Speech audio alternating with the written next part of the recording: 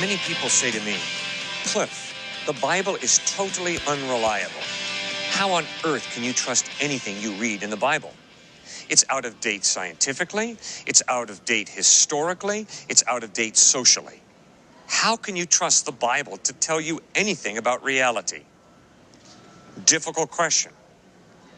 First point, I promise you, there is no science in the Bible, which means modern science, middle-age science, science in the future cannot contradict the Bible because there's no science in the Bible to contradict. There's no biology, no chemistry, no geology, no physics, no hard science anywhere in the Bible. That literary style is not found.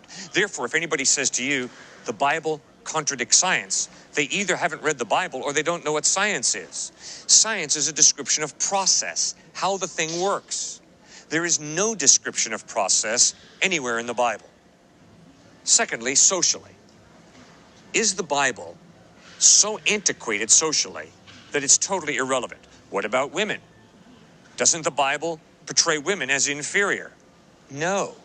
The Bible insists that women have equal value as men, because in Genesis 1:27 and 28 we read, God created man in his own image.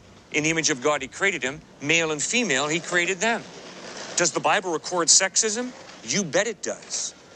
But one of the main points of the Bible is that sexism is wrong. Look how trivial it is to degrade women. Look how evil it is to degrade women. It's pathetic.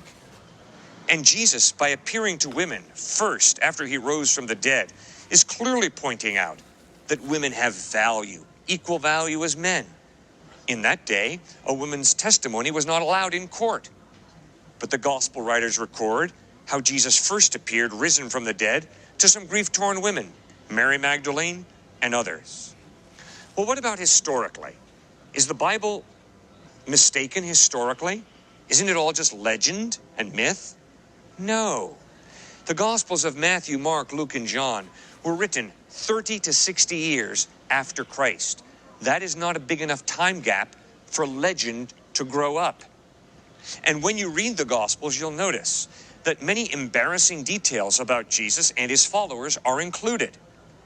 If the Gospels were just a propaganda sheet, they would erase the embarrassing details about Jesus and his disciples. For instance, the Gospels record how Jesus experienced abandonment from his Father when he cries out from the cross, my God, why have you forsaken me?" That's a difficult passage. And yet Paul explains it clearly in 2 Corinthians 5:21 when he writes, God made him, Jesus, who had no sin, to be sin for us. In other words, when Christ died on the cross, God the Father dumped the sins of the world on his son Christ, and Christ became sin, and he experienced cosmic alienation, cosmic separation from his Father, whom he had spent eternity together with. And he cried out, my God, why have you forsaken me?" That's what happened on the cross.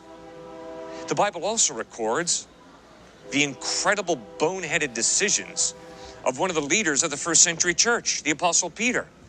When you read the Gospels, you'll notice that repeatedly the Apostle Peter sticks his foot in his mouth. Hey, Jesus, how many times should I forgive my brother? Peter asks. Up to 7 times. And Jesus says, no, Peter, not 7 times, 70 times 7. And when Jesus says to Peter, I'm going to go and die on a cross, Peter says, no, I'll never let you go through that. I'm your buddy. And Jesus says, get behind me, Satan. You do not have in mind the things of God, but the things of men. You see, Peter, in a position as one of the leaders of the first century church, could have said, hey, don't include those embarrassing details about me in the gospel. But he didn't. And the gospel writers didn't gloss over the embarrassing details of the lives of the first century followers of Christ. There is a brutal honesty. Not only that, the Gospels record very clearly how Jesus called for an amazingly deep commitment. A propaganda sheet would not have included those details. They would have just communicated how loving and kind Jesus was.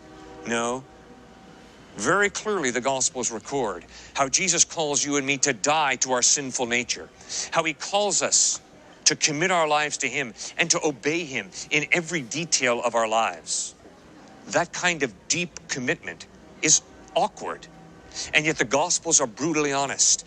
They are brutally reliable in communicating crystal clearly how Jesus lived, how he treated people, what he taught, what he called for in terms of faith and commitment, how he died, feeling abandoned by his Father, but how he rose from the dead 3 days later.